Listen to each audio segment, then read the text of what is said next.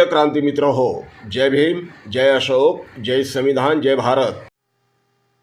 एक स्वयं घोषित बाबा या भारतामध्ये आहे।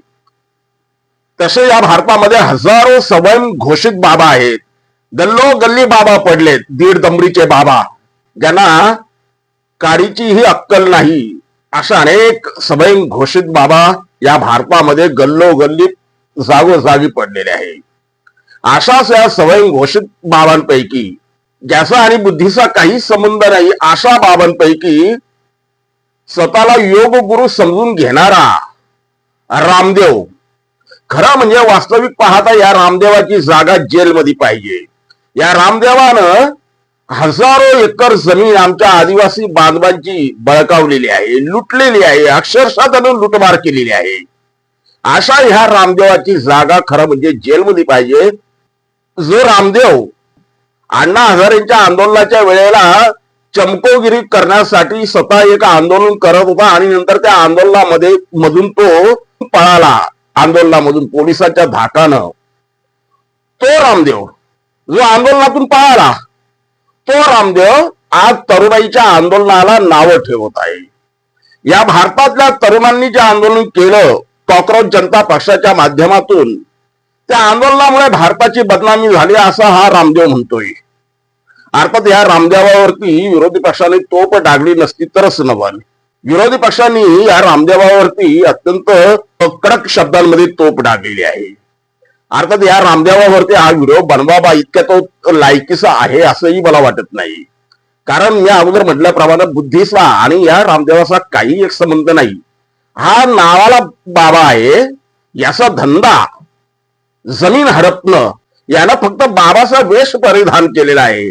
सध्या तुकाराम मुंढे जे कर्तव्यदक्ष अधिकारी आहे, खरं म्हणजे अशा अधिकारी भारताला लाभणं हे भारताचं कुशल कर्म। या तुकाराम मुंढे यांच्या भीतीपोटी की ह्या तुकाराम मुंढेची धाड आपल्या कंपन्यांवरती पडू नये यासाठी सरकारची खुशमस्करी करण्याचा त्यानं केलेला हा एक प्रयत्न आहे। त्याच्या वक्तव्यातून ते दिसून येते।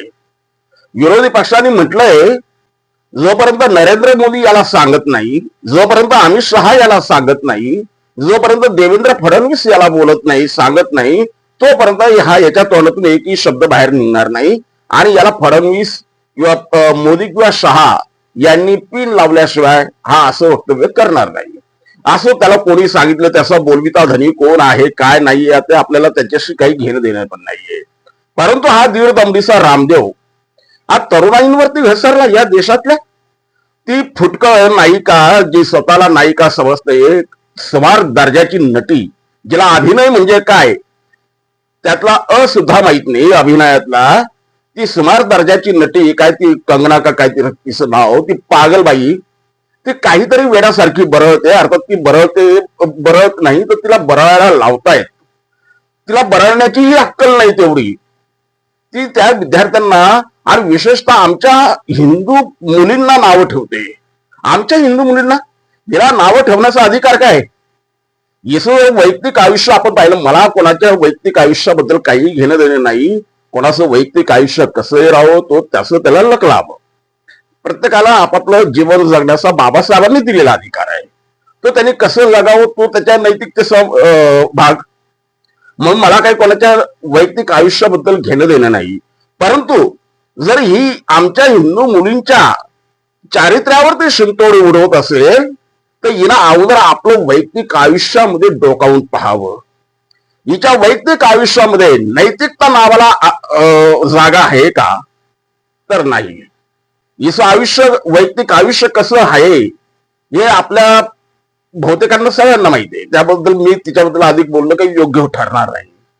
परंतु ही जी कंगना राणावत झाली किंवा हा रामदेव झाला, हे स्मार्ट दर्जाचे लोक, स्मार्ट बुद्धीचे लोक, हे आज आमच्या तरुणाईला नाव ठेवतायत। कोणाच्या सांगण्यावरून? भारताचा 7-12 काहींच्या बापाच्या नावानं आहे, भारत काहींच्या बापाचा आहे। भारतात कोणी आंदोलन करावं कोणी करू नये हे ठरवणार हे कोण? दीड दमडीचे। भारतात आंदोलन करण्याचा अधिकार आमच्या तरुणाईला नाही का? न्याय अधिकार मागण्याचा अधिकार आमच्या तरुणाईला नाही का? तर हा रामदेव म्हणतो या तरुणांमुळे भारताची बदनामी झाली.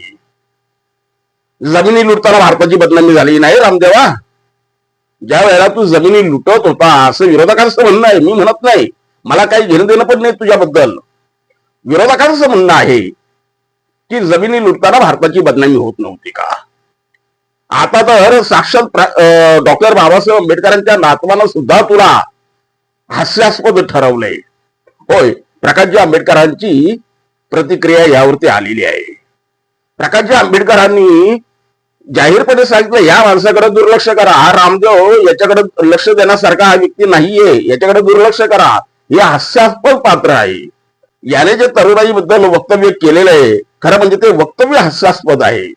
काय म्हणतो काय म्हणत नाही याचं यालाही कळत नाही. त्या रामदेवावरती मी का म्हणून प्रतिक्रिया द्यावी असं प्रकाशजी आंबेडकर म्हणतात. आता प्रकाशजी आंबेडकरांनी रामदेवावरती गंभीर आरोप केलेले आहे की रामदेव या देशातल्या लोकशाहीला मानतो की नाही, तरुणाईच्या अधिकारांना तो मानतो की नाही, तरुणाईंना जो अन्याय अत्याचाराच्या विरुद्ध आवाज उठवला त्याला तो मानतो की नाही, की तरुणाईनं घरात लपून बसायला पाहिजे असं त्याला वाटतंय. फ्रान्स सारखा देश की ज्या देशामध्ये लोकांनी आंदोलन केली पाहिजे कारण आंदोलन हा लोकशाहीचा एक भाग आहे असं मानलं जाते. आणि लोकशाही प्रदान करणारा आमचा देश जगातला सगळ्यात मोठा. आणि आमच्या देशात आंदोलनापासून आम्हाला परावृत्त करणारे हे दीडदमचे स्वयं घोषित बाबा कोण. प्रकाशजी आंबेडकरांनी रामदेवाचे कान उपटलेले आहे. आणि प्रकाशजी आंबेडकरांनी सांगितलं ज्याचं काम त्यानंच करावं, तू मध्ये लुडबुड करता कामा नये. तुला बोलण्याचा अधिकार आहे, तुला अधिकार नाही असं आम्ही म्हणणार नाही, परंतु आमच्या तरुणाईला, आमच्या भारतीय तरुणाईला बदनाम करण्याचा तुला काय अधिकार आहे. त्यांच्या अधिकारावरती घाला घालण्याचा तुला काय अधिकार आहे. त्यांच्या विचार स्वातंत्र्यावर, त्यांच्या मत स्वातंत्र्यावरती घाला घालण्याचा तुला काय अधिकार आहे असं प्रकाशजी आंबेडकरांनी या स्वयं घोषित योग गुरु रामदेवाला ठणकावून विचारलेला आहे, सुनावलेला आहे. मित्रांनो, भारतामध्ये लोकशाही मार्गानं आंदोलन करण्याचा प्रत्येकाला अधिकार आहे. बाबासाहेबांनी तो अधिकार आपल्याला सगळ्यांनाच दिलेला आहे. त्यामुळे आंदोलनापासून याने आंदोलन करावं त्याने ते करू नये अशी बंधनं घालणारी ही असली जी स्वयं घोषित बाबा मंडळी आहे, यांनी खरं म्हणजे आमच्या देशातल्या कारभाराबद्दल लुडबुड करता कामा नये. बघूया त्यांना सदबुद्धी कधी येते ते. तोपर्यंत जय भीम. प्रिय क्रांती मित्र हो, भीम पॅंथर या आपल्या हक्काच्या यूट्यूब चॅनलला कृपया सबस्क्राईब करून आम्हाला विषमतावादी शक्तींच्या विरोधात लढण्यासाठी बळ द्या, शक्ती द्या, ऊर्जा द्या. कमेंट करा, लाईक करा, शेअर करा.